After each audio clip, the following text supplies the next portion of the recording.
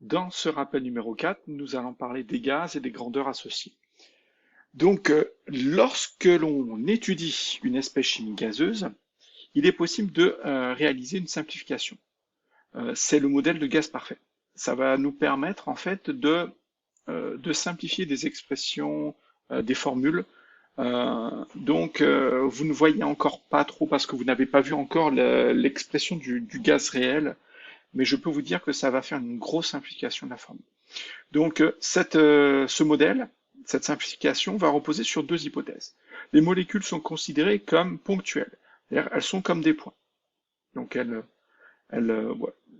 Imaginez juste ça comme ça, un point, c'est-à-dire elles n'ont plus de dimension, vraiment ce sont des points.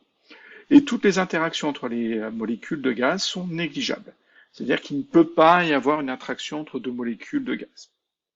Donc voilà les deux conditions. Il faut se rappeler, donc, les molécules sont considérées comme ponctuelles, comme des points matériels, et toutes les interactions sont négligeables. Ensuite, ça va nous permettre d'avoir cette formule qui, contrairement à ce que vous pouvez imaginer, est simplifiée. Parce que finalement, on n'a que des multiplications. Ça veut dire qu'on n'a que des relations de proportionnalité. Et ça va simplifier énormément l'étude, vous allez voir. Donc cela permet d'utiliser l'équation d'état des gaz parfaits. Donc avec un petit S à parfait, ça serait pas mal. Donc cette équation d'état du gaz parfait, ça va être la pression. Attention aux unités, ça c'est le gros piège dans cette formule. La pression est en pascal. Le pascal, c'est pas l'unité la plus utilisée. On utilise plus le bar ou l'atmosphère. Ça veut dire qu'il va y avoir généralement une conversion à faire de bar à pascal. Ensuite, le volume est en mètres cubes. On a aussi souvent on utilise souvent en chimie le volume en litres. Et donc là, le mètre cube, c'est 1000 fois plus grand que le litre. Donc, une conversion à faire. N, la quantité de matière en mol, donc ça c'est bien le nombre de paquets de moles le nombre de paquets de molécules de gaz, donc ça rien de nouveau. R, une constante, donc c'est la constante des gaz parfaits.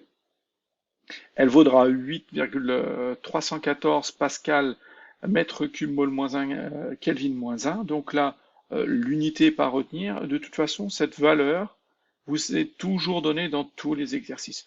Sauf si, par hasard, on vous demande de la calculer, mais il n'y a pas un intérêt à calculer ça.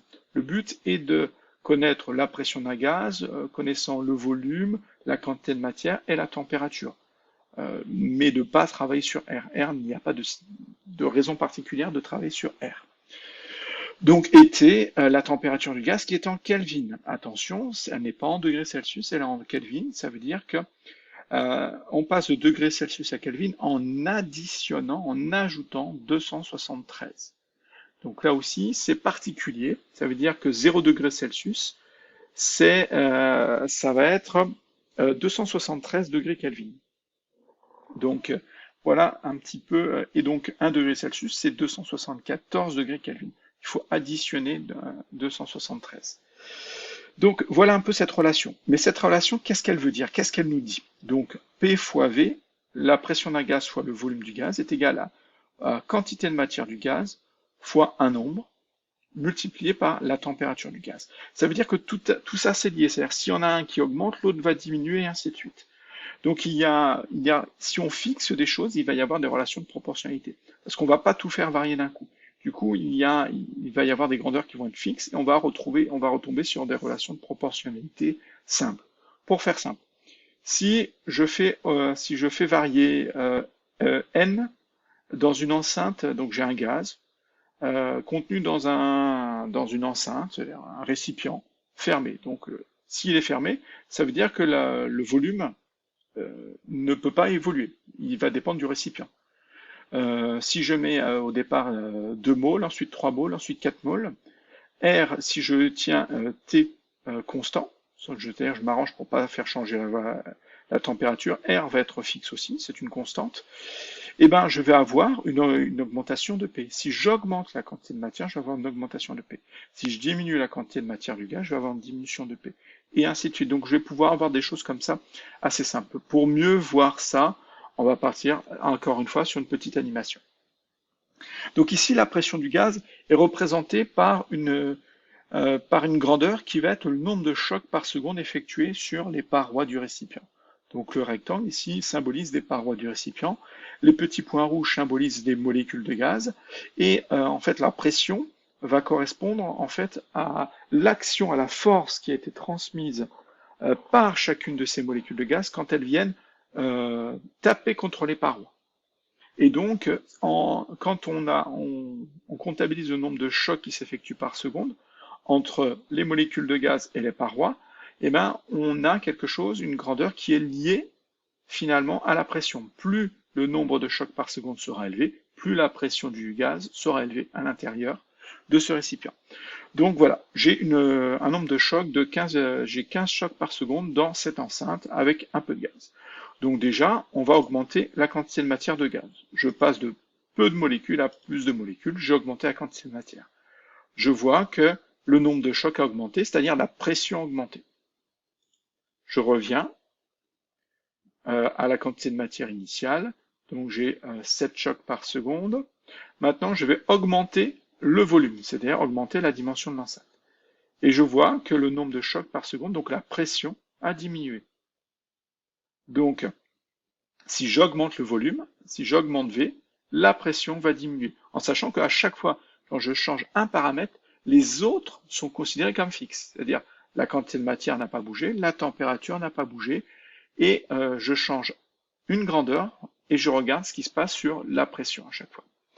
Maintenant, je reviens à mon enceinte initiale, ma quantité de matière initiale.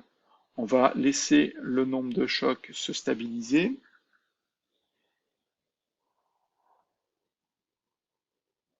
Donc, ayant rétréci l'enceinte, il y a eu des chocs, il y a un peu plus de chocs. Maintenant, ça s'est stabilisé. On est autour de 17-18 au départ. Donc, on a, il me semble, un 17-18 chocs par seconde. Non, peut-être un peu moins. 15, non, c'était peut-être 13. On a le temps, on va se laisser. Voilà, ça se stabilise, oui, ça va se stabiliser autour de 13 chocs par seconde. Donc, on va avoir 13 chocs par seconde qui s'effectuent dans cette enceinte. Maintenant, si j'augmente la température, en fait, je vais augmenter ce qu'on appelle l'agitation thermique, c'est-à-dire que les molécules vont ici se déplacer un peu plus rapidement. Et vu qu'elles se déplacent plus rapidement, ben, elles vont venir choquer les parois un nombre de fois plus grand par seconde. Donc, on a eu une augmentation de la pression. Donc, si j'augmente T, eh ben, la pression augmente. Donc, voilà un peu ces relations finalement extrêmement simples, liées à la proportionnalité. Si T augmente la température et que tout le reste est constant, alors la pression augmente. Si la quantité de matière augmente et que tout le reste est constant, alors la pression augmente. Si le volume diminue, alors la pression augmente parce qu'ils sont du même côté. Si j'envoie V de l'autre côté, ça va être divisé par V. Et donc P et V sont inversement proportionnels. Donc cette animation et cette relation qui est un petit peu plus longue, un petit peu plus compliquée, nous montre que finalement, si on fixe des paramètres et qu'on n'étudie que deux grandeurs, que ces grandeurs sont proportionnelles ou inversement proportionnelles. Donc, c'est plutôt logique. Et surtout, ce qui va être intéressant ici, ça va être en connaissant finalement le volume, la température et la pression du gaz, on va pouvoir déterminer la quantité de matière du gaz. Et ça, c'est important. Déterminer la quantité de matière d'un gaz, c'est important quand on analyse un système chimique.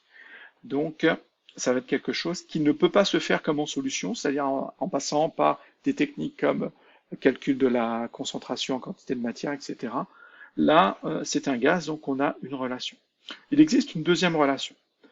Il y a une particularité des gaz. Donc, autre particularité des gaz, le volume molaire, qui est Vm, c'est le volume occupé par une mole de gaz.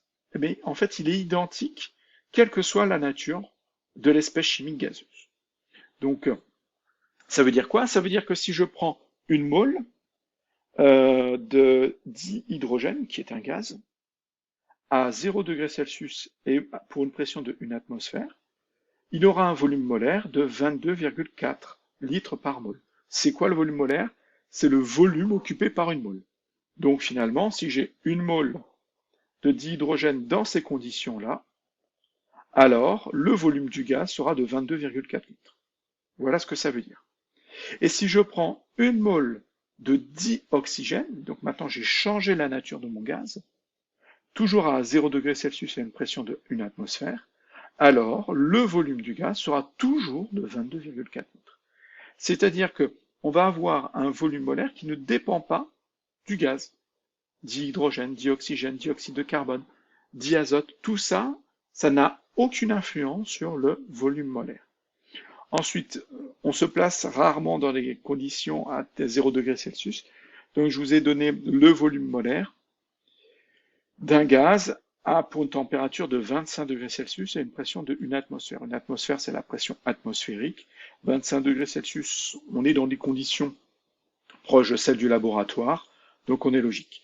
Ensuite, cette formule est d'une logique imparable. Le volume molaire, c'est le volume d'une mole de gaz. Eh ben, le volume molaire, ça va être le volume divisé par la quantité de matière N, ou autrement dit, la quantité de matière est égale au volume divisé par le volume molaire. Et on retombe sur nos pieds, c'est quelque chose d'extrêmement logique. Donc ça, je vais juste vous l'écrire une fois parce que le volume molaire, mais comme son nom l'indique, c'est le volume d'une mole. D'accord? Donc c'est le volume divisé par la quantité de matière. Volume molaire, c'est le volume qu'occupe une mole. Je vous rappelle que la vitesse, elle est en kilogrammes par heure, c'est la distance parcourue en une heure. C'est ça la vitesse. Donc là, le volume molaire, c'est le volume d'une mole, donc c'est le volume occupé par une mole. Donc on a la relation, on la retrouve très très facilement. Avec son unité encore plus, c'est le volume en litres par mol moins 1.